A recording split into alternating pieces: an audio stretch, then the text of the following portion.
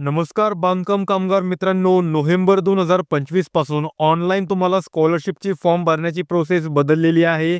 या महिन्यापासून कोणत्याही बांधकाम कामगाराला कुठलाही एजंट लावण्याची गरज नाही. कारण बांधकाम स्कॉलरशिप संदर्भातील सगळ्यात मोठी अपडेट आलेली आहे आणि मी तुम्हाला आजच्या व्हिडिओमध्ये मोबाईल आणि लॅपटॉप यामध्ये घर बसल्या कसा स्कॉलरशिपचा फॉर्म भरायचा व त्यानंतर 15 दिवसांच्या आतमध्ये त्याचा लाभ कसा घ्यायचा आणि जी कागदपत्रांची पडताळणी असते ती 2 दिवसांमध्ये कशी करून घ्यायची या संदर्भात माहिती देणार आहे. आणि एका कामगार मित्राच्या मुलाचा तुम्हाला या ठिकाणी ऑनलाईन फॉर्म देखील भरून दाखवणार आहे.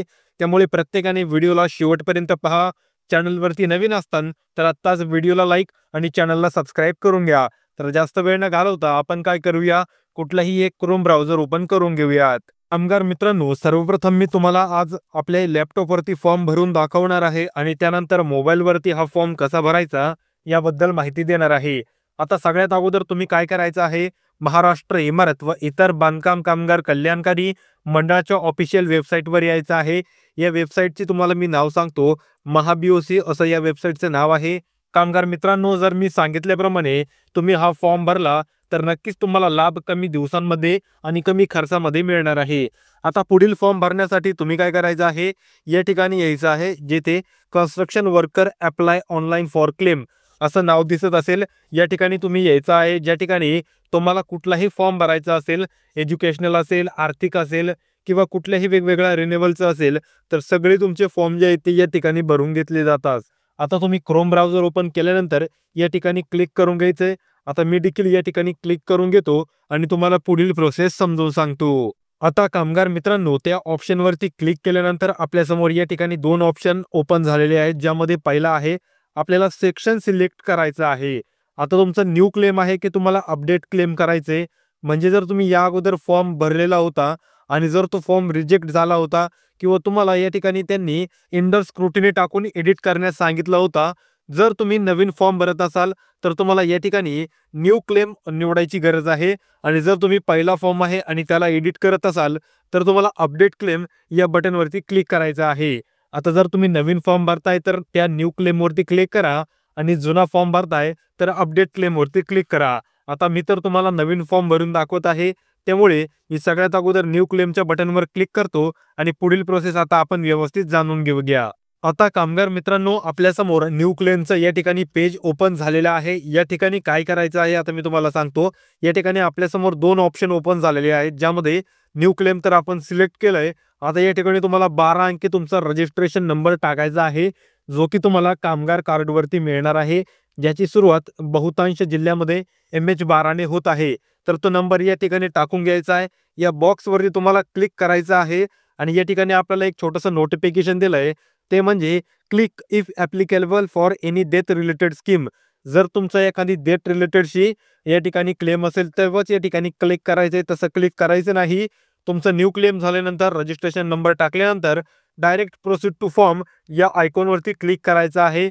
आता या आयकॉनवरती क्लिक केल्यानंतर आपल्यासमोर कोणतं पेज ओपन होतंय आता आपण ते पाहूयात. तर कामगार मित्रांनो, मी बांधकाम कामगाराचा जो विद्यार्थी आहे त्याचे वडील बांधकाम कामगार आहेत, त्यांचा त्या ठिकाणी रजिस्ट्रेशन नंबर टाकला आणि रजिस्ट्रेशन नंबर टाकल्यानंतर एक OTP आलेला आहे. तुम्ही पाहू शकता तुमच्या मोबाईलवर देखील आलेला असेल. तो OTP 6 अंकी असणार आहे. तो OTP तुम्हाला या रकान्यात भरायचा आहे आणि व्हॅलिडेट OTP यावरती तुम्ही तो OTP गेलेला असेल.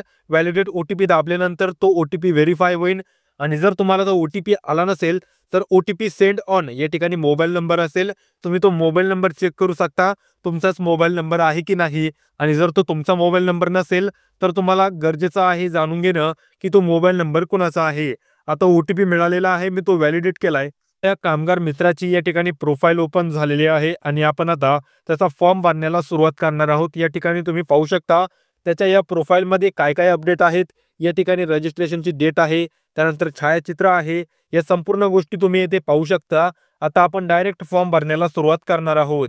कामगार मित्राची प्रोफाईल ओपन झाल्यानंतर त्या ठिकाणी अशा प्रकारचा एक कॉलम तयार झालेला आहे आणि या कॉलम मध्ये 2 ठिकाणी काय आहे, तुम्हाला या ठिकाणी स्कीम निवडायची आहे आणि त्यामधली योजना निवडायची आहे.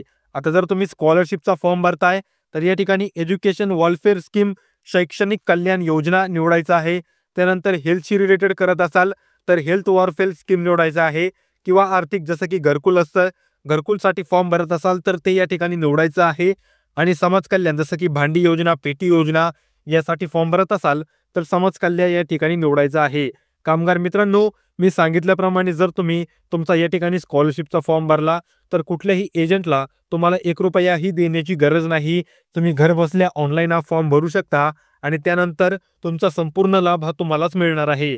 आता मी तर स्कॉलरशिपचा फॉर्म भरत आहे, त्यामुळे मी या ठिकाणी एज्युकेशनल स्कीम सिलेक्ट करतो आणि पुढील प्रोसेसला सुरुवात करतो. आता कामगार मित्रांनो, मी या ठिकाणी स्कीम निवडलेली आहे आणि त्यानंतर मला या ठिकाणी नेमका कोणता क्लेम भरायचा आहे त्यासाठी ओपन झालेला आहे. E01 आहे, जो की एज्युकेशनल असिस्टन्स ऑफ ₹2,500 जो की इयत्ता 1ली ते 7वीच्या विद्यार्थ्यांना मिळतो. त्यानंतर E02 ज्यामध्ये ₹10,000 मिळतात, जो की इयत्ता 10वी 11वी साठी मिळतो. त्यानंतर दुसरा 10,000 आहे, तो देखील 12वीच्या विद्यार्थ्यांना आहे. त्यानंतर E04 आहे, जसं की BSc असेल, फार्मसी असेल अशा विद्यार्थ्यांना तो लाभ दिला जातो. त्यानंतर 20,000 देखील अंडर ग्रॅज्युएट कोर्ससाठी आहे आणि MSCIT साठी फॉर्म भरत असाल तर हे देखील तुम्ही या ठिकाणी MSCIT साठी देखील भरू शकता. आणि जर तुमच्यासाठी तुम्ही या ठिकाणी इंजिनिअरिंग किंवा कुठल्याही प्रकारचं अंडर ग्रॅज्युएट कोर्स भरत असाल तर तुम्ही ओपन केल्यानंतर या ठिकाणी तुम्हाला ₹60,000 आणि MBBS साठी ₹1,00,000 ऑप्शन दिसेल. तुम्ही त्याच्यावरती क्लिक करायचं आहे. आता या ठिकाणी मी तो फॉर्म भरलेला आहे किंवा ती स्कीम सिलेक्ट केलेली आहे, त्यामुळे मला ते ऑप्शन दिसत नाही आहे. तर मी आता E05 ही स्कीम सिलेक्ट केलेली आहे. इंजिनिअरिंगचा फॉर्म भरत आहे. आता वळूया पुढील प्रोसेसकडे. या ठिकाणी विद्यार्थ्याची सगळी माहिती भरायची आहे. पहिल्या रकान्यामध्ये आपल्याला काय माहिती भरायची आहे विद्यार्थ्याबद्दल, या ठिकाणी मुलाचं किंवा मुलीचं नाव लिहायचं आहे. त्यानंतर त्या विद्यार्थ्याचा आधार कार्ड टाकायचं आहे. त्यानंतर तो कितव्या इयत्तेत आहे ते या ठिकाणी निवडायचं आहे. शाळेचं नाव निवडायचं आहे. त्यानंतर त्या विद्यार्थ्याचं वय किती आहे ते या ठिकाणी भरून घ्यायचं आहे. त्यानंतर त्या शाळेचा पत्ता या ठिकाणी भरून घ्यायचा आहे. आणि शेवटचे 2 या ठिकाणी विचारलेले प्रश्न आहेत ते म्हणजे बोर्ड ऑफ एज्युकेशन या ठिकाणी SSC आहे का, त्यानंतर HSC आहे का किंवा CBSE आहे का. तर या ठिकाणी ओपन केल्यानंतर तुम्ही ते सिलेक्ट करून घ्यायचं आहे. आणि जर विद्यार्थी इयत्ता 1ली ते त्याच्या खाली शिकत असेल तर त्यासाठी दुसरं ऑप्शन आहे. मध्ये शिकत असेल तर त्याच्यासाठी दुसरं ऑप्शन आहे, जे की 1ली, 2री, 3री, 4थी, 5वी, 6वी, 7वी, 8वी, 9वी आणि SSC किंवा 10वी असं या ठिकाणी ऑप्शन कामगारांसाठी त्यांनी उपलब्ध करून दिलेलं आहे. या प्रकारे तुम्ही त्याची माहिती भरू शकता. विद्यार्थ्याची तुम्ही इयत्ता निवडल्यानंतर तुमच्या पुढे महत्त्वाचा मुद्दा असतो, तो म्हणजे कागदपत्र अपलोड करण्याचा. आणि या ठिकाणी तुम्हाला काही कागदपत्र विचारलेत ते आपण या ठिकाणी अपलोड करून घेऊयात. यामध्ये पहिला कागद आहे तो म्हणजे सर्टिफिकेट ऑफ 75% अटेंडन्स, म्हणजे विद्यार्थी 75% जास्त शाळेत हजर आहे याचं तुम्हाला प्रमाणपत्र लागणार आहे.